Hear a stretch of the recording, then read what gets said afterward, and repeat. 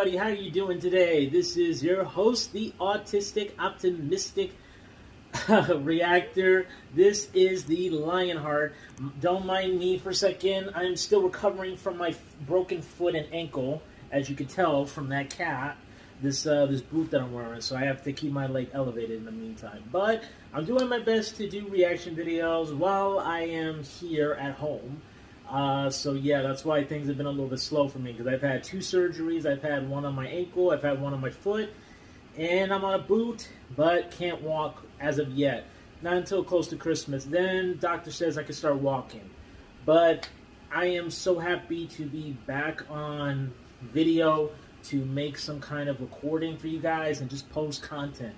I'm going to try my best while I'm in recovery, since I won't be going to work, but that means financially I'm in trouble. So if you guys can help me watch as many videos from my channel, giving me that 4,000 so that I can monetize my videos and get paid, it would really help me a lot, okay? Either that, or you can go to my store at thelionsden.shop. I repeat, thelionsden.shop, which is in the link.tree link below. If you could just help me out and shop and maybe purchase some of my products so I can get some kind of income, because let me tell you something, New York State is not giving me any money while I'm on leave recovering. They're paying me like $170 a week, which is peanuts. And I'm not going to be able to pay my bills, let alone food, until I come back in February. So I need you guys to really help me to watch all these videos, watch as many videos, support it, share it. If you could do that for me, I would really appreciate that so much. In the meantime, I am going to watch the latest. I haven't seen Death Battle for a while, so I'm like catching up. And I'm starting off the first one with the latest one, which is The Legend of Korra versus the X-Men Storm. And in a battle between those with the elements, if I had to make a choice as to who I'm picking for this fight, I'm choosing my girl, my Nubian goddess, Storm. As much as I love Korra, I think Storm has a better way of use of the elements. I think she's more knowledgeable, and I think in a fight, Storm would beat the Avatar, in my personal opinion. So, and if anything, she knows how to improvise using the weather, whereas I can't see Korra doing things with ice or something. I don't know. But all I'm saying is, I'm picking Storm. If I'm wrong, whatever. But if I'm right, hallelujah. So let's get started with this Death Battle reaction episode, starting in 5, 4, 3, 2, 1, and go. Avatar Korra, the master of all 4 elements. Storm, the X-Men's goddess. Yeah! Storms. Weather. The building blocks of our natural world are nothing if not tempestuous and unpredictable. Which means you gotta be some kind of badass to control them. He's There's an on boomstick. And it's our job to So analyze there's their weapons, armor, and skills to find out who would win on Death Battle. Avatar A, savior of the world, uniter of 4 nations, destroyer of cabbages. But like all avatars, after decades of service, he passed away. Humanity would have to move forward and prepare his next reincarnation to take up his mantle. But who could fill Aang's shoes? Her name was Korra. Who is that? Did you leave the door open again? Deuces, gents. Unlike her carefree predecessor, the hot-headed, obstinate Korra was an Avatar prodigy from day 1. I'm the Avatar! You gotta deal with it! Well, Aang struggled to accept his role in the world. Korra never wanted to be anything else. Not only is she an expert hand-to-hand fighter on her own, as a bender, Korra can manipulate the natural world around her through martial arts. And as the Avatar, she is the only living being who can bend all 4 elements at once. Water, earth, fire, air. Is that you? Straight from the Southern Water Tribe, Korra can control tendrils of water, form massive walls of ice, and generate huge tsunamis. Aang once raised the sea level to put out these huge fires. Looking at the size of the area and what did it take to submerge it, he had to move over 35 million metric tons of water. And Since Korra is a reincarnation of Aang and every past avatar, she should be just as powerful. With earthbending, Korra can heave big-ass boulders around, shape and control metal, and even tear apart the ground beneath her enemy's feet. Kind of like when her avatar ancestor Kyoshi broke up a chunk of a continent, dragged it across a bay, and basically just created a new island. Kyoshi Island. Queen shit. By measuring the size of the island to get its mass and the size of the bay to get the distance Kyoshi dragged it, Jesus. displacing this much rock would require an energy over 21 gigatons of TNT. That's 21 almost 15 times more energy than the entire world's nuclear arsenal detonating at the same time.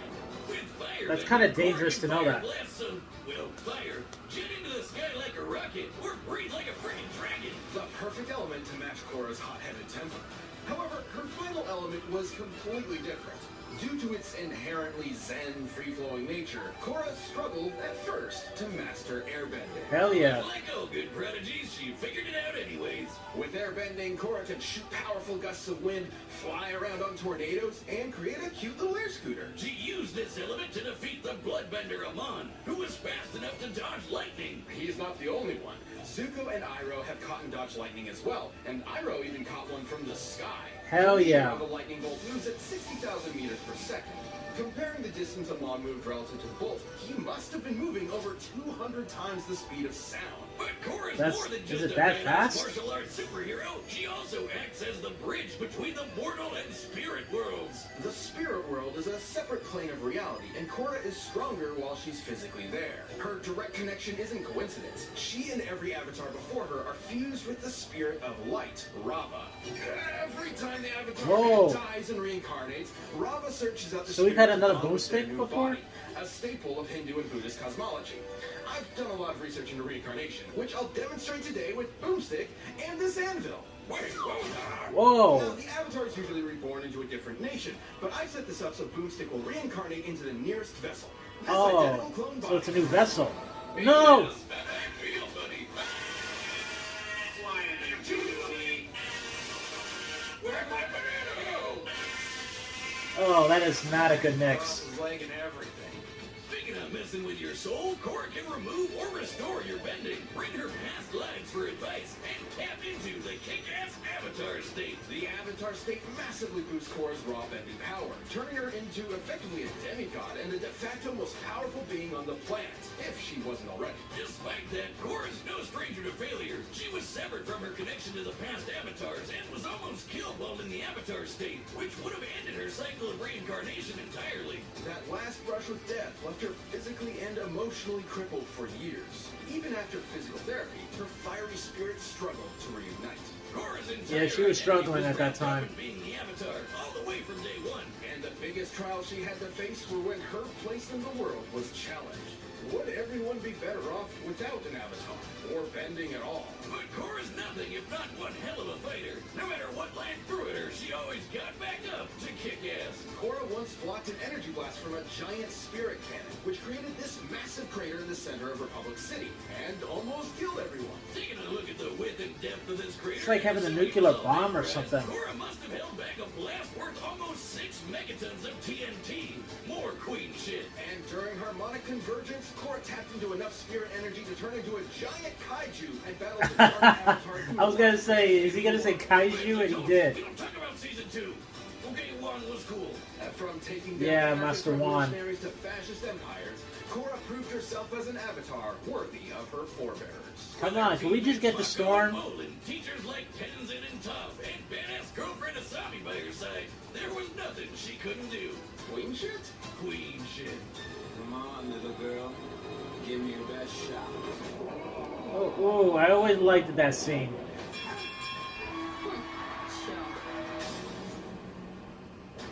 Boomstick, do you know what happens to a person who's struck by lightning? The same thing that happens to everything else? You got it. Do you know what happens to white-haired mutants whose parents are killed by a plane crash? They become badass weather witches. After Aurora Monroe's parents were that, she was forced to fend for herself on the streets of Cairo under the tutelage of Ahmed El-Jabbar. The life of a street rat wasn't doing it for Aurora, so she took off across the Sahara in search of a real home. And that's when she began to master her mutant powers. Aurora Aurora Monroe. I always like that name. Humans evolved from earlier hominids like Homo erectus. Wow, she's 5'11"? I didn't realize she was that tall. Homo superior, or mutants, are an offshoot of regular humans. They possess the X gene on their 23rd chromosome that effectively grants them superpowers. Powers. Now, I wanted my X23 gene so I can have superpowers. Or you could end up like Aurora and possess complete control over the weather itself, while being super hot, unlike Beak. No. For all she knew, she was a goddess sent straight from heaven. And that's exactly what the local tribes thought when she arrived in her ancestral Kenyan homeland. Aurora's mutant gene allows her to psionically manipulate the atmosphere, capable of summoning a hurricane with less than a conscious thought. When she does feel like using conscious thoughts, something Wiz tells me I struggle with, Aurora can create storms that cover the entire Earth. Her weather manipulation isn't just powerful, but precise. She can call upon massive tidal waves, conceal herself in fog, and even generate localized blizzards cold enough to freeze lava. She can summon bolts of lightning, even ones that are continents away, or generate electricity inside your brain. And she I didn't know about that. Cyclops with enough lightning to restart an artificial sun called the Ring of Fire, a name that reminds me of the morning after Taco Tuesday. And circling the planet Polemarchus, the Ring of Fire provided all the same energy as a regular star. But her favorite element is probably wind. With it, she can blow people away with tornadoes, suck the air out of a person's lungs, and generate. I didn't know she could do that. She once flew fast enough to reach the edge of Earth's atmosphere from ground level in just a few seconds. By measuring the angle and size of That's the Earth to really get distance fast. and estimating a time frame of about 5 seconds, Aurora had to have flown at 4,000 times the speed of sound. So She Storm could is even really manipulate fast. solar winds to fly through space. Unlike winds on Earth, which are just the movement of air molecules through the atmosphere, solar winds are streams of charged particles, mostly electrons and protons, ejected from the sun. Almost as crazy as how she can breathe in the vacuum of space. She creates a mini atmosphere around herself by gathering... Get the hell out of here. You telling me my girl could do that? Atoms. Those are like really small last time I checked. Are these writers That's just giving crazy. her whatever powers they want now? How is that weather? Aurora's I mean, I know ability Storm, applies but I didn't know to those any kind of atmospheric details. Conditions, whether they be in outer space or alternate dimensions. Essentially, anything even remotely considered weather. Man, I wish I had crazy writers giving me random superpowers just because it's funny. That'd be awesome. Well, anyways, I'm gonna go use my rocket hands I've always had to get my beer out the fridge. Away! Like a form of Iron Perhaps her Man. most useful ability, though, is to sense changes in the weather with a pseudo-sixth sense. Aurora literally sees atmospheric patterns and energy as colors, with the world as her canvas. She's so good with it, she could track a jet flying over New York while she was fighting the Shadow King in Wakanda. That's on the other side. Yeah, of the that was planet. one scary No son of a wonder everyone bitch. thought she was a goddess. She is. Aurora enjoyed all the worship and admiration. I never liked the Shadow King episode in the animated series. He was just a scary dude. Interesting proposal. I'm gonna make an offer again. Join the X-Men. Oh, pretty please. They were eaten by this living island. It's a long story, but we're short-staffed. Xavier founded the X-Men as a team of mutant superheroes that would attempt to mend race relations between Homo sapien and Superior through non-violent means. Because what better way to teach kids in the 60s about the civil rights movement than with a bunch of good-looking lily-white teenagers with superpowers from upstate New York? Feeling she had spent enough time blessing the rains down in Africa, Aurora agreed and was assigned the codename Storm. And she more than earned the spot. She's proven herself worthy to wield Mjolnir, led a war against the Inhumans, and even survived a blast from her own lightning. This is impressive. Yo, considering that is a Aurora's lot of one stuff the I natural did not know. monarchs Who once used her powers to punch through Earth's crust all the way to the planet's core. Assuming she pulverized the cylinder of Earth all the way down, she had to have exerted over 15 teratons of TNT. She once beat the mutant Callisto in unarmed combat, and Callisto Yes, I do has remember that apparently episode. mastered every single martial art known to man. Despite her unbelievable power, Storm has trained extensively in hand-to-hand combat. You get it? It also probably didn't hurt that she's fast enough to dodge literal beams of light. But did you get it, though? Nope. And after kicking Callisto's ass, she became the queen of these sewer-dwelling Of the humans, Morlocks. She really just couldn't escape being worshipped, could she? Even by grody underground monsters. monster people. Well, she later married the Black Panther T'Challa and became Queen of Wakanda too, so she really runs the gamut. But even demigods have their Achilles Yo, heel. she's a fucking G. It's as simple as that. My girl is a Nubian queen all the way to the end, and we just saw that right now. But that's not enough to stop this queen.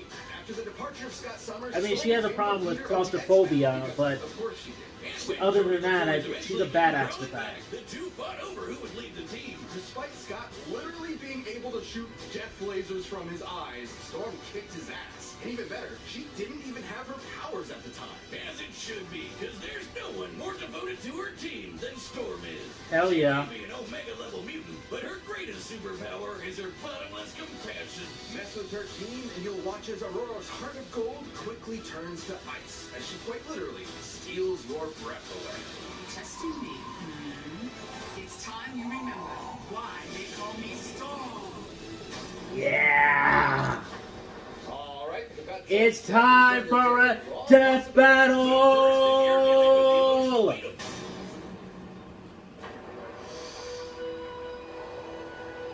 Here we go.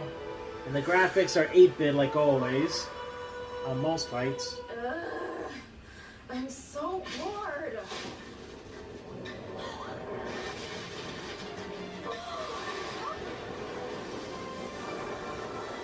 Your powers are impressive, but you lack discipline.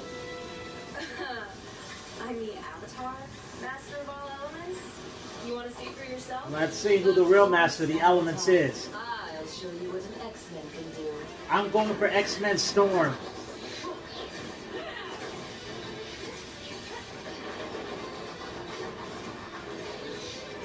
Let's go, Storm! Yeah, beat her with the air. Air department, she's got that. I know Korra cannot generate lightning. Here we go, water. And she used the whip. Air scooter.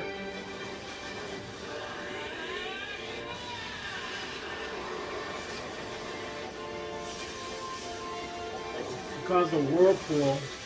Water, lightning, and airbending? Starting to feel a little less special here. Oh, she's using metal bending.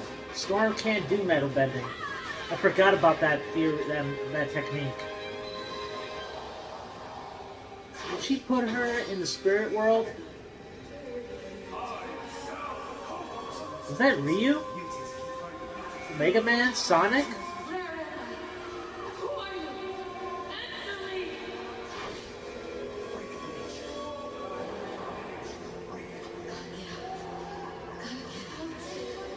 Oh.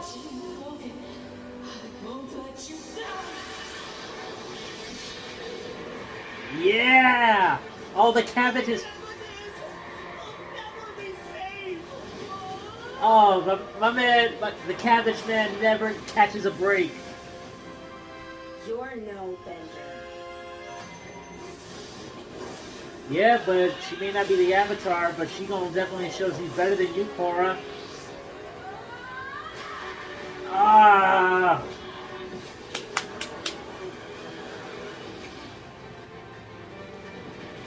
Oh, shit.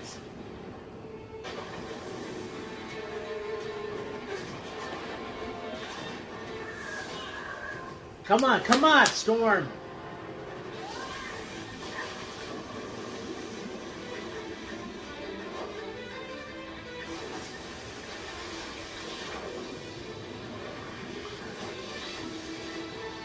Did she...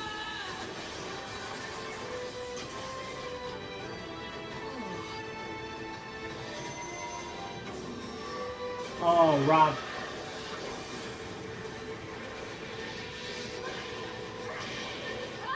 Oh my god, no! No!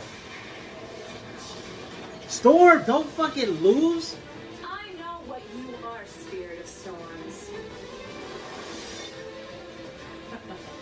Except Yes!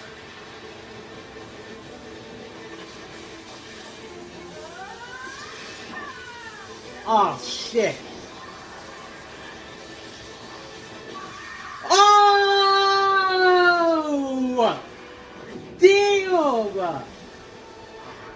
most noble avatar. Hell yeah! I knew that girl would win. KO! Just queen shit myself. This fight wasn't totally straightforward. Korra can dominate most fighters pretty easy with her raw bending power and martial arts skills, especially with the Avatar state. Not even some of the best benders on the planet like Zahir and Kuvira could stand up to her at her best. However, despite Korra's awesome avatar powers, she found herself outmatched by Storm's skill, precision, and overwhelming force. Hell For yeah. instance, Storm's massively hypersonic flight and ability to sense and control weather across the planet meant she could always fight safely from a distance. Korra's trained in martial arts from birth, but even if she did manage to get in close and fight hand to hand, Storm's experience with the X-Men and defeating Callisto meant she could keep up. While Korra may have fought people who can dodge lightning, Storm can dodge literal beams of light. Even just using her flight speed exiting the atmosphere, she'd still be nearly 20 times faster than Korra. Korra did have access to elements like fire and earth that Storm didn't. If she somehow found out about Storm's claustrophobia, she could theoretically trap her in some rocks to exploit it. But Storm would be more than powerful enough to just break out. Her lightning was strong enough to match Polaris, who punched a hole in the earth all the way down to its core. Yeah, ultimately, Storm was just way more powerful. Remember that planet-sized storm she created? Well, Yeah. I know clouds are lighter than air, but those are a shit ton of clouds and need a lot of work to move around. By measuring their Yeah, the volume, Avatar which couldn't they be able to moved, do that. the energy Storm She used could not for this manipulate would be over everything of the 500 entire exatons planet. of TNT, about 250 times more powerful than what Korra could output. And considering this is the same woman who was powerful enough to reignite an artificial star, results like that aren't outliers. Even taking the fight to the spirit world wouldn't have helped, considering Storm has manipulated alien weather from outer space and alternate dimensions. She'd have no I did problem not know that. That's And actually a good thing to Storm's know. powers are genetic in nature, not spiritual. Korra would not be able to depower her with energy bending. And none of that is counting the ways Storm could have ended the fight right off the bat, like sucking the air right out of Korra's lungs or generating a lightning storm in her brain.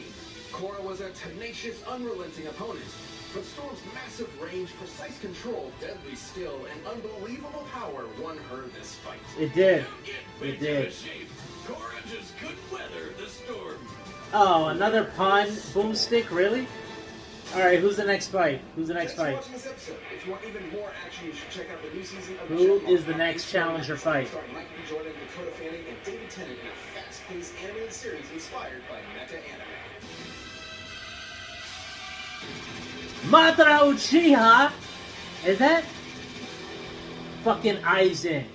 Yeah! First of all, if we're going to talk about Madara Uchiha versus Aizen, let's be clear on this. I got to catch up as much Bleach episodes as I can to Aizen before his fall, but in my personal opinion, nobody, and I do repeat, nobody can fuck with Madara Uchiha. Okay? Hell, I got a poster of him right above me. I just can't move the camera, but you can tell that armor of his is Madara Uchiha, man. This is the guy who fought against Hashira Senju, you know, the first Hokage. He is the guy who's known as like the god, one of the gods of shinobi. He is the guy who manipulated, who made his name known around the world after the guy died, passed on his eyes to Obito Uchiha, which Obito Uchiha decided to call himself Madara in order to make a 4th grade ninja war, which Madara Uchiha, let's be clear, as soon as he got revived, before he awoke in the Rinnegan, just in an Uchiha mode, he kicked so many shinobi ass on the battlefield. He might have been a reincarnation. Well, when I say he was reincarnated, back as, like the, oh my god, the reanimated jutsu. Let me rephrase that. Reanimated jutsu. This dude came in and whooped ass. And if y'all know Naruto Shippuden, then y'all should definitely be aware and know what this guy can do. And if any of y'all Bleach fans think that Aizen is gonna beat Madara, oh my god, I cannot wait to see your face when y'all look stupid and this dude gets killed. But anyway, that was such a great fight. I knew my girl Storm was gonna get it. This is gonna be epic. I cannot wait for December 5th to react to that, as well as give you guys that content right there. As for me, as you can tell from this, I got to go because, yeah, I need to rest and I gotta do what I gotta do. But I thank you guys so much for checking out this reaction video. Make sure to hit the subscribe button below to watch, like, subscribe, repeat. I must bid you adieu, goodbye, mwah, a good night, bang.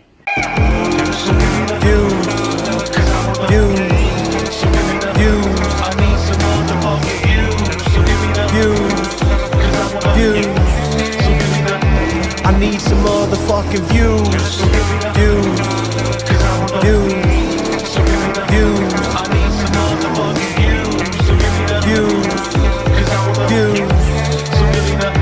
I need some motherfucking views.